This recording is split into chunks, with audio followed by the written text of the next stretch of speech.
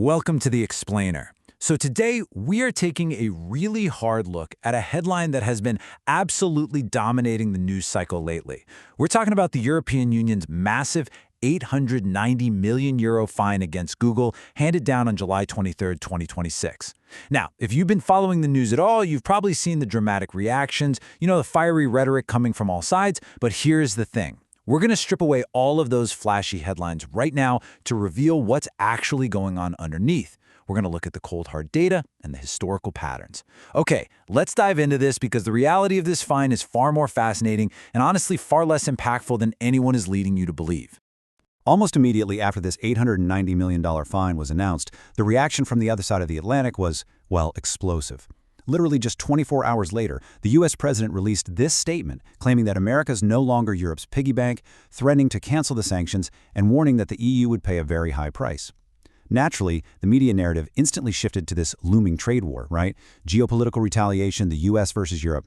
But for our purposes today, we need to look right past that political noise. That old geopolitical focus, it's a complete illusion, and quite frankly, a distraction from the core economic story here. And the craziest part? This exact economic story, with the exact same ending, was actually written 9 years ago. Part 1. The ground reality. The two broken rules. To figure out what's really happening, we first have to ask, what exactly did Google actually do? The official documents throw around a lot of vague legal jargon like abuse of dominant position.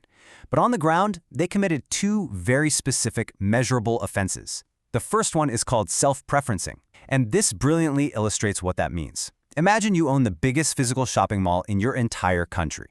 Naturally, you decide to open your own retail store inside that mall. Now, because you own the building, you get to decide where everything goes, right? So, are you going to put your biggest competitor's store at the main entrance and hide your own store up on the third floor next to the bathrooms? No way. You're putting your own store front and center. Google operates the biggest digital mall in the world, their search engine.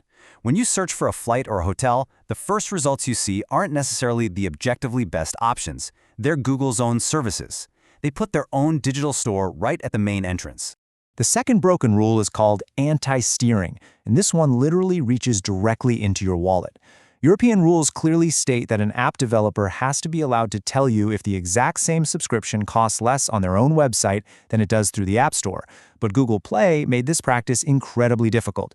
By stopping developers from steering users to those cheaper external payment options, Google kept the transaction and the price markup locked safely inside their own system.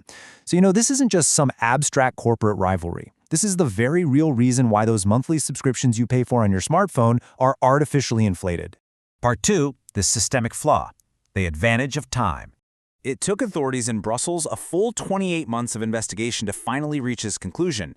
But then, they gave Google just 60 days to comply, which sets up a really crucial deadline in late September. Now, why should we be skeptical about a 60-day window? Because, guys, we have seen this exact movie before, back in 2017. Back then, the European Commission punished Google for identical behavior, favoring its own price comparison services. Google got a clear order, and they obeyed. But how did they do it? They just created a completely superficial, separate structure exclusively for Europe. Using geofencing for European IP addresses, they basically treated the continent like a separate customs territory. If you connected from Europe, you saw a slightly altered map. Connect from anywhere else, the core product was completely untouched. They didn't change their global business model at all. They literally just built a localized digital fence. This incredible structural advantage of time is even more glaring when you look back at the massive Android case. Just look at this timeline. This legal saga took 11 years. The investigation opens in 2015, a decision finally drops in 2018, a tribunal rules on an appeal in 2022, and it wasn't until early July 2026 that the EU Court of Justice finally confirmed the $4.125 billion fine. Think about the absolute absurdity of that timeline. Over a decade passed between opening the file and getting the final word, and remember that multi-billion-euro fine was calculated based on Google's revenues back in 2018. Over those 11 years, Google's earnings nearly tripled, while the fine just stagnated in nominal euros, sitting there like some forgotten banknote in a drawer. Time didn't deliver justice here. Time effectively halved the penalty. This brings us to a well-known formula in Silicon Valley, summed up perfectly by the number 9. There's this basic understanding that technology companies move at least 3 times faster than a normal business. On the flip side, the state, with its courts, its red tape, its democratic processes, moves 3 times slower. So when you multiply a 3x speed advantage by a 3x bureaucratic delay, you get a staggering 9x speed gap between innovation and regulation. 11 years of litigation versus a 28-month investigation is the perfect illustration of this math. It's a calculated, systemic flaw, and tech monopolies know exactly how to exploit it. So the crucial point is, Part 3, the playbook, the 4 phases of evasion. See, these tech giants aren't just improvising when they get caught. They're running a very specific playbook to create the illusion of compliance while maintaining absolute market dominance. Here's how it works. Step 1. You enter and occupy a digital space that no one is currently policing, and you just keep expanding until you finally hit a wall of resistance. Step 2. While the courts deliberate at their notoriously slow pace for years and years, you habituate the public. So what seemed totally unacceptable a decade ago simply becomes, well, that's just how the internet works. Step 3. When the legal order finally arrives, you produce a superficial adaptation, something tactical that appeases the authorities and looks like you're complying. Step 4. You slightly tweak the user interface, call it a major sweeping reform, and boom, resume operations right where you left off.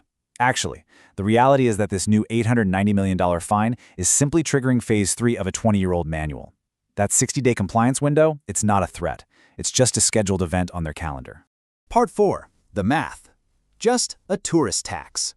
Now, what's really interesting about this slide is the actual financial math of this penalty. When you look at these numbers, you see exactly why all those sensational headlines calling this a massive blow to big tech are completely out of touch with reality. We've got to stop comparing these fines to our own personal bank accounts and start comparing them to the scale of global tech monopolies. Under the Digital Markets Act, the European Commission is legally allowed to levy fines of up to 10% of a company's global revenue. For a giant like Alphabet, Google's parent company, that maximum ceiling sits at roughly $35 billion. Yet, the actual fine applied? $890 million. That is nearly 40 times below the legal cap. It's practically invisible on the scale of what the law actually permits. Let's break this down even further to truly wrap our heads around the scale here. If we look at Alphabet's earnings for just the first quarter of 2026, they brought in an absolutely staggering $109.9 billion in total revenue over just 90 days. You do the math on that, and it averages out to roughly $1.22 billion in revenue flowing into the company every single day. And keep in mind, that money doesn't take weekends off. It flows in on Saturdays, Sundays, and public holidays without missing a beat. So here is the absolute knockout reality check. When you take that so-called record-breaking €890 million fine and divide it by Alphabet's daily revenue, the penalty represents roughly 20 hours of income. The highest fine ever applied in the history of European digital regulation amounts to less than a single day of business. It's literally just the money the company makes in the time that passes between your dinner yesterday and your dinner today. Let that sink in. And if you're thinking, well, surely the financial markets will punish a company for breaking the law, history tells a very, very different story. Look back at 2019, when U.S. authorities hit Meta, Facebook's parent company, with an unprecedented $5 billion fine. What happened?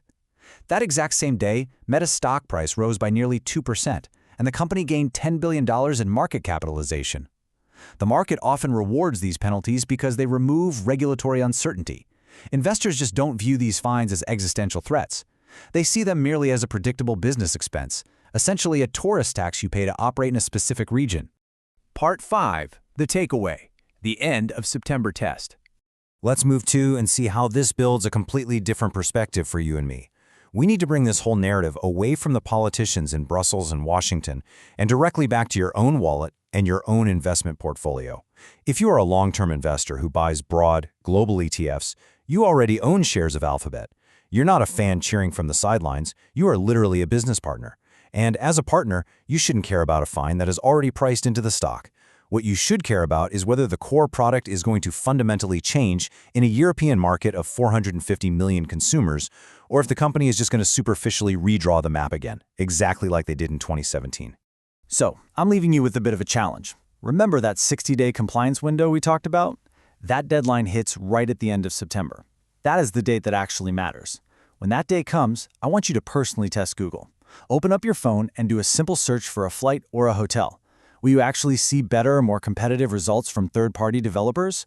Or is the interface just going to look slightly different while Google continues to direct you straight to their own front door? Keep a close eye on your screen this September, because that is where the real truth will be revealed.